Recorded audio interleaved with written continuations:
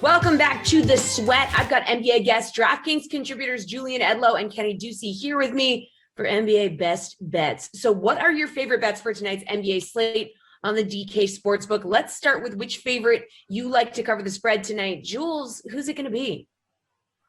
Yeah, I mean, before we even get to tonight, I do have some interest in another afternoon game in Minnesota. We saw the Timberwolves get absolutely spanked by the Nets yesterday, and the Nets playing with just Durant as the main focal point of that offense. A lot of guys obviously out of the mix there. And that game got out of hand pretty much right out of the gate. I want to see what the injury report looks for Milwaukee. They've been being pretty cautious with some guys lately. Giannis has missed 5 games. He's now sitting at questionable, which we've seen in the past in these 5 games that he's missed. But if the Bucks are at full strength, this 9.5 point spread, I think Milwaukee's won, I think, the second most games in the NBA or third most games by double digits. The Timberwolves have been blown out quite a bit. So that's the spot that I'm looking at. But as for tonight, a small road favorite, a spot that I didn't think I would necessarily be going to. The Wizards are 2-point favorites at the Kings. Kind of a gross game, but the Wizards have put it together lately. 4-1 in their last 5. 4-1 against the spread, and Sacramento not really playing any defense. They're riding their own losing streak at the moment. So I think if you're going to a game tonight, I might talk myself into laying 2 points or just going money line with the Wizards in Sacramento. Kenny, where are you going? I'm looking at a home favorite here, the Nuggets -4.5. I'm going to continue to fade the Heat, and it's not gone well so far. But I do think that it's starting to turn. We saw last night that this team just looked absolutely lethargic. I think a lot of this run really has come on fumes. And we talked about how Victor Oladipo's absence here really hurts this offense. They shot 20% from 3. And, look, I mean, that's just not going to cut it. You need to play better offense. It doesn't matter how good your defense is when you're playing a team as efficient as the Denver Nuggets. One of the things I really look at when I look at Heat games, and one of the things that I don't like about them is I'll talk a lot about the last 8 games here because, they both won 6 of 8, but in different ways. Miami over the last 8, 22nd in rebounding rate. That's really bad. Over that same span, the Nuggets are number 1. So you look at a weak front court here. Bam Adebayo is a great scorer, but he doesn't control the glass very well. And, and I think Nikola Jokic here has plenty of opportunities and ease scoring the basketball. So I think Jokic actually dominates this game a lot. I think this is one of the few games that actually sets up well for the Nuggets without Jamal Murray because they can really just control it in the front court here. Only Hero and Robinson are shooting over 33% from 3 over this 8-game run for the Heat as well. I like attacking the Nuggets on the wings here. If you want to attack them with good shooters, that's what you want to do. That's where they fail to defend. But if you're going to just look at a game where there's going to be a big battle in the paint, I'm going to take the Nuggets every time. And I think 4.5 is really, really short here. Miami, all respect to them. They're 5-3 against the spread on the second night of back-to-backs, but they're going to go to 5-4 here tonight. I just think this team is exhausted. 3 games in 4 nights. We saw tired legs already last night. It's going to be even worse tonight. I think the Nuggets crush them. All right, Kenny, what underdog are you going to be backing tonight against the spread? I don't love a lot of underdogs, to be honest, Jesse, but I kind of... You know where you're going. You know what you're saying. No. Speaking of this, I'm going to go with Houston +4.5. Lots of defensive concerns with the Pacers. 115 defensive rating over their last 5. Miles Turner and Doug McDermott are questionable for this one. I just look... This is a Houston team that just scored 120 points against perhaps the best defense in the NBA now that LeBron and AD aren't playing right now for the Lakers. And they gave the Suns a pretty good run for their money.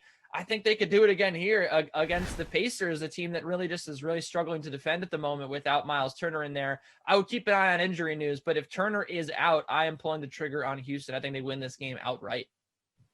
Oh, man, 18-36 against the spread this season for Houston. All right, Jules, where are you going? Fine, I'll do it. I don't think I'm going to bet any underdogs tonight, but I'll take the Knicks +2.5. Kenny was supposed to do that, and then we could just skip this part. But they're in New Orleans. The Pelicans haven't been all that great at home this year, just 14-15 against the spread. They've actually been getting better as a favorite. There was a point in time where New Orleans was way under 500 outright as a favorite. They're now 13-13 at 500. But the Knicks are 6-0 against the spread in their last 6 games. They've been a great team covering all season, really. They've just had a knack also for, even if they don't win these games, for just grinding out that cover at the end like they did in Boston last week, and RJ Barrett, meaningless 3 at the buzzer. It's tougher to do with a 2.5 point spread, but not impossible. I think that this should be closer to a pick'em probably. So like I said, I doubt I'll be betting any dogs on this card, but I think there's a little bit of value on the Knicks. Kenny, how dare you not know what you were supposed to do? All right. Total tonight that has your attention, Jules? I'm sticking in this game. If there's a bet that I think is stronger in this game, I think it is actually the under 219.5 in New Orleans. This number is really high for the Knicks, and it's obviously because of what the Pelicans do. The Pelicans are 28-1 to the over at home. Let's see. They've gone over in 12 of their last 18 at home. So generally we see a lot of points, but these Knicks games, like the totals we've been seeing lately against the Celtics, 208, Lakers 206. This is a high total for the Knicks, and I think the Knicks are going to do a little bit more to dictate the pace here in terms of slowing it down, locking down on defense, making fewer possessions. The Knicks have gone under in 10 of their last 15 games.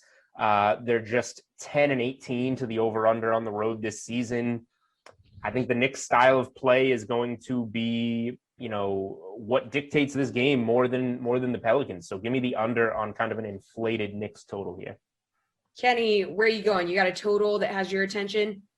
It sure does, Jesse. I'm looking at the game of the night here on national television. It's going to be the under 226 in the Dallas Mavericks and Memphis Grizzlies game. The Memphis Grizzlies, they are reminiscent right now of the Grizzlies with Tony Allen. They play great defense. They are defending very well right now. They are grinding out some wins. They are doing a great job in this playoff hunt. We talk a lot about the play-in tournament here, but this game could have a lot of ramifications there. Both of these teams are neck and neck right there, 7-8. The Mavericks, of course, trying to push up, trying to stay out of the play-in tournament. The Memphis Grizzlies are just trying to get into the top 2, maybe even better than that, because the 9 and 10 seeds are going to have basically only one chance to get into the playoffs, where you have 2 chances if you're 7-8. So I expect a really close game here. I think it's going to be really hard fought. I can't pick a side in this. I think it's way too close, but I can pick the under here because the Mavericks are 3rd to last in pace over the last 9 games. 7 of the last 8 Mavericks games have gone under. And both these teams don't shoot the 3 well, Jesse. The Grizzlies are bottom 3rd in the league in 3-point shooting over the last 8 games, or 9 games, pardon me. And then the Mavericks are 17th. I think there's going to be a lot of defense here. Both teams play great defense lately. And give me the under. I think this is going to be a very slow-moving, grinded-out, close game. There might be 3 possessions in the last minute 30, which is exactly what you want to see. Or that's not possible, but you know what I mean. 3 possessions in the last minute, as we like to see in these unders, these close games. You get these slow ends to games. So I think that's what happens here.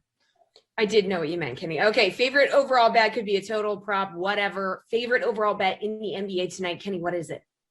Well, you thought I wasn't going to talk about the Knicks. I am. I'm going to RJ Barrett over 17.5 points. This New Orleans Pelicans defense was already so bad.